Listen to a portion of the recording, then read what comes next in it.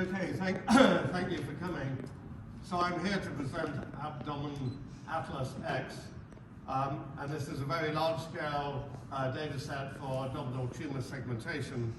So as I'm sure you all know, AI algorithms for finding tumors and early tumors are very greedy for data.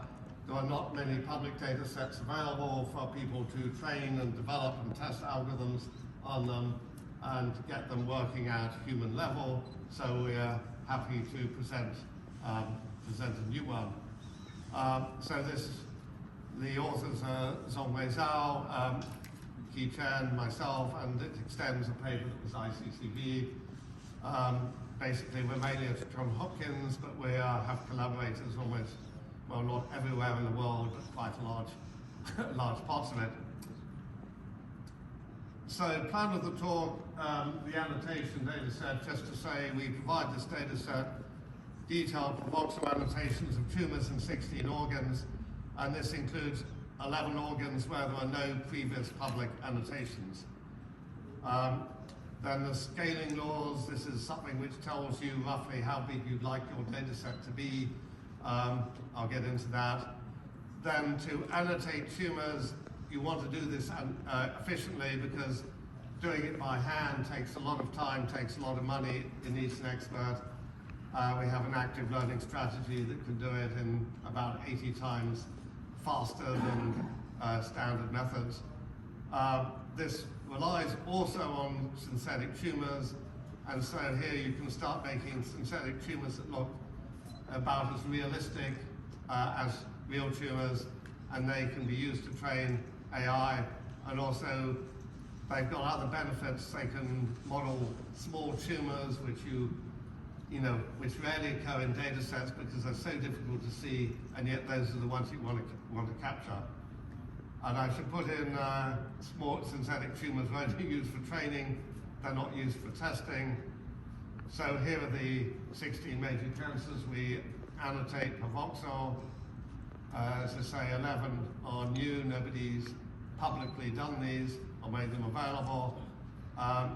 Here is a list of them: adrenal, bladder, bone, breast, colon, duodenum, etc., etc.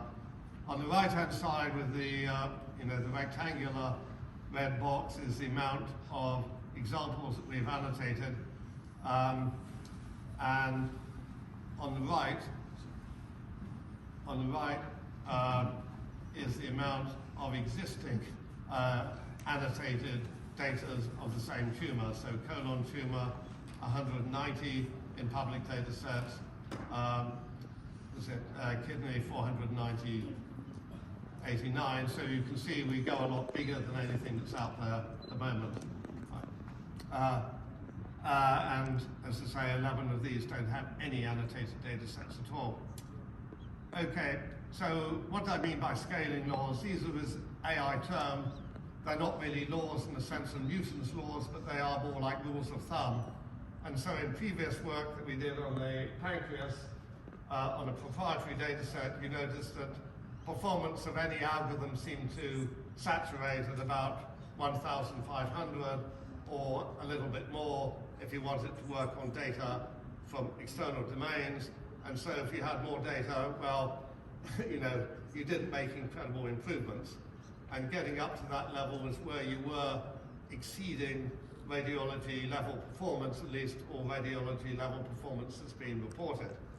So that's one point of the scaling law. Another one that we found was that you could reduce the amount of real data you needed by having synthetic data that I'll describe, and so you could get it down to 500 if you had the synthetic data.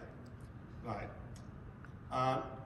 So now the efficient annotation tumor strategy is basically you start training AI with the data set and with the synthetic tumor data that you've constructed, and as you train with more, the AI gets better, but then you run it on the data so that you make this incredibly sensitive, so it never misses a tumor.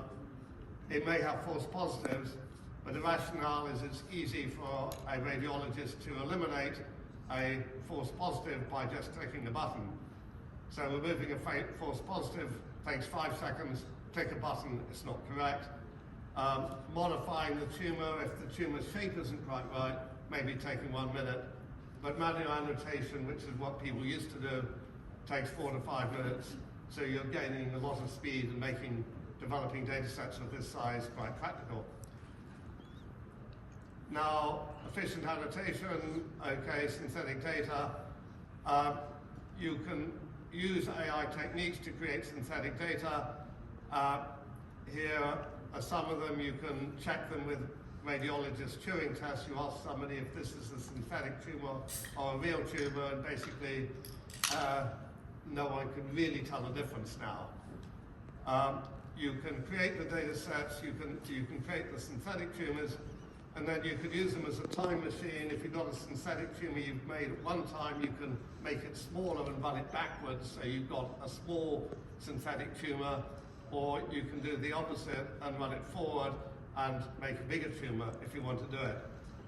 How do we do that? Well, I mean, there's the AI technique called diffusion models that you've probably all seen examples of, and we use that method too, but for the novelty of what we're doing here is that you use game of life or cellular automata which simulate tumor development. So you apply a very simple model, you apply 3 generic rules and the tumor will grow over time. I mean, not grow in a real physical sense, but good enough for this purpose. And then you also simulate how the tumor will interact with the organs and things like that to make sure it's doing something correct. And then you can map these onto the pancreas, onto the tumor. So cellular automata, mathematical models, uses a few simple rules. I think the total number of rules they could use is 20. We found that using 3 rules, picking the parameters was good enough for doing this. Okay. Mathematical model, game of life. That was a long time ago. People make nice patterns using cellular automata. And so it was a bit of a game, but now you can use them to do something realistic. Okay, move on. Tumors, then you throw in the diffusion models. Cellular automatas give you the shape, allow you to make it bigger or smaller. The diffusion models give you the texture and make it look realistic. Okay, running out of time, so I'll skim over a little, but you want to make sure that rules that it doesn't go too far outside the boundary, and it may not, how it interacts with the duct and everything like that. You specify certain rules of that form. Okay, and now then, now that's the summary. So main points again, we've created this large data set of 16 organs with tumors and with typically several thousand examples for each organ. We've created, this is real, we've actually also got a whole lot of synthetic which we use to do this. That can be used too as well. And we use scaling laws to estimate the size. We have this very efficient annotation strategy that works 80 times faster than conventional just annotating by hand, enables us to do this. And then we developed AI algorithms using the synthetic tumors and existing annotations, and they're very useful for training AI algorithms. They can be used for training AI algorithms apart from the data set, but in this case we're emphasizing the use of them for creating the data set, so you've got real tumors from which you can train and test. Okay, so thank you very much. Yes, sir.